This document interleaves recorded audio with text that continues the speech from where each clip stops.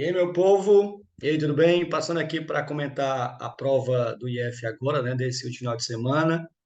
E no caso da geografia, vocês viram, não teve grandes dificuldades, né? Acho que o problema talvez foram outras matérias, não a geografia. Vou comentar para vocês verem como estava tranquila e não dificuldade, né, de leve a média. Vamos lá, vou apresentar aqui. Bom, essa primeira tinha a ver com os conceitos geográficos, a gente trabalhou bastante esses conceitos, né? E aí, obviamente, se vocês fossem por eliminação aqui, certamente não tinha como se equivocar. O lugar tem a ver com sentimento e o enunciado não trata de sentimento. O território tem a ver com exercício de poder, legitimidade, força, potência, não tem a ver com o enunciado aqui. A paisagem tem a ver com aspecto visível, portanto, o aspecto em que eu percebo as coisas via sentimentos, né, ou percepções, e a mais importante, claro, é a visão. E o espaço geográfico tem a ver com a modificação da superfície da Terra via trabalho, via técnica, tecnologia, e, portanto, não tem a ver com o enunciado.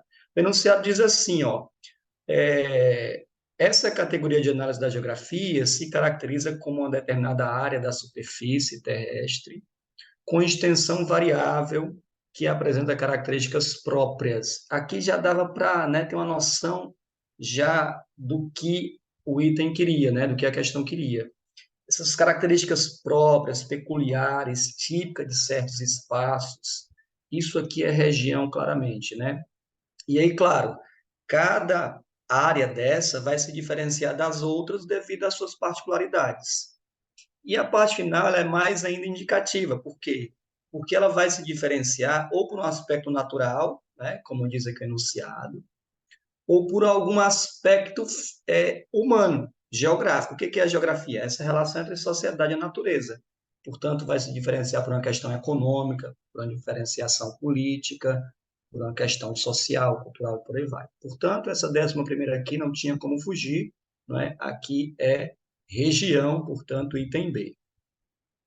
Essa 12ª talvez fosse um pouquinho mais complicadinha, né? Porque tem a ver com um mapa que comumente nós não vemos, que é um mapa invertido, colocando, né, a América do Sul invertida. Os mapas, o que eles são? São projeções. E projeções têm a ver com visões de mundo.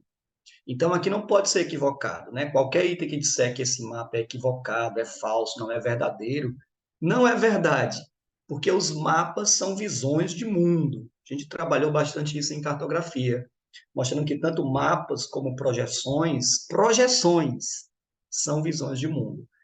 Aqui é mais uma das visões de mundo. É claro que a visão de mundo comumente que se aparece nos mapas é que, né, você tem a América do Sul na parte mais de baixo e a Europa e a América, né, Estados Unidos e Canadá mais ao norte. É óbvio que isso é a visão de mundo, mostrando que a centralidade do mundo está no norte, a parte mais importante do mundo é o norte.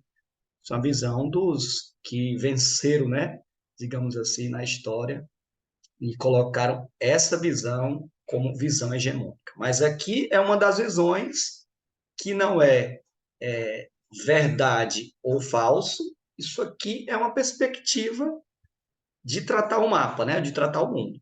Então vamos para os itens. Aqui já diz, né? Essa representação. Representação, não esqueça, é sempre uma perspectiva, é sempre uma visão de mundo. O item A diz que é incorreta, logo de cara é falso, né? Até porque tem o sempre ali depois. A incorreta, pois o norte deve sempre. O norte não necessariamente deve sempre, nos mapas, estar na parte de cima, né? Ou do mapa, o superior do mapa. É correta, pois o sul, nos mapas, sempre deve apontar para a parte superior. Esse sempre também aqui é equivocado. Como é uma visão de mundo, o sempre não existe. Incorreta já é falso, porque a visão de mundo pode aparecer nesse formatinho aqui, porque depende da visão de mundo do cartógrafo ou daquele que está fazendo o mapa. É correta, apesar dos mapas serem comumente difundidos como norte na parte superior. Esse aqui é muito mais palatável, né? Esse enunciado do item D, do que os anteriores. E o último diz equivocada, pois os desenhos infantis não. Inclusive, quando a gente faz um croquis, que é um tipo de esboço, o que é o croquis? É um esboço que qualquer pessoa pode fazer, inclusive crianças, né? Portanto, não tem aqui equívoco. Aqui tem uma visão de mundo e o item mais agradável de se marcar aqui é o item D. 13. Bom, a 13 tinha a ver com migração e logo de cara, né, logo no enunciado aqui na parte de cima, diz assim, relata a situação de brasileiros que vão. Ora, se eles vão, eles estão saindo. E aqui na parte, bem aqui na parte da letra, brasileiros quer trabalho. Então parte para outras terras. Essa ideia do sair, não é emigrar. E a ideia do entrar é que é o imigrar.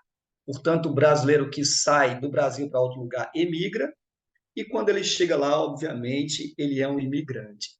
Mas a questão queria saber dessa saída dos brasileiros para ir morarem em outros lugares, trabalhar em outros lugares. Isso é emigração e, portanto, né, seria o item B. Na 14ª, talvez, né, muitos não lembraram dessa aqui, mas a gente trabalhou um pouco dela no começo do ano. E aqui queria saber das 4 sub-regiões do Nordeste. Obviamente que o enunciado já dizia muita coisa, só é você terem desenhado o mapa do Brasil e visto as capitais que o enunciado aqui diz, vocês iam perceber que isso aqui não é sertão, porque está na borda do oceano. Vocês iam perceber que isso aqui não é caatinga, porque está na borda do oceano. Né?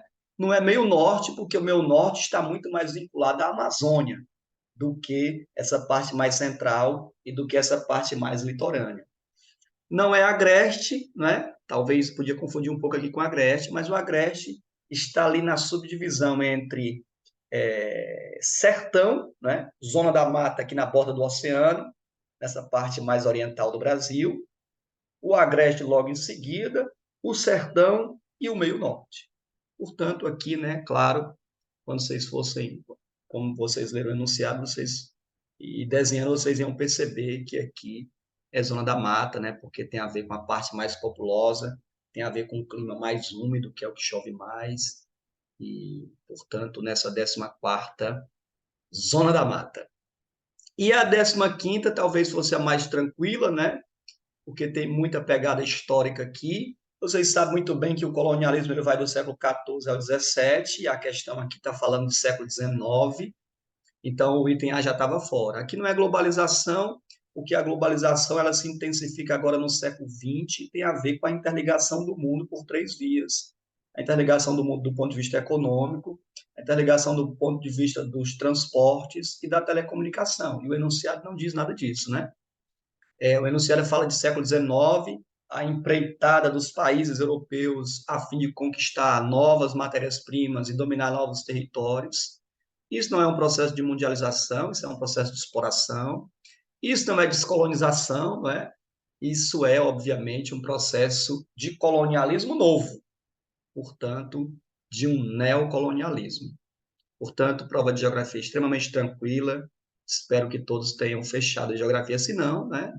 As outras questões certamente compensaram. Valeu, meu povo, abraços, sucesso a todos.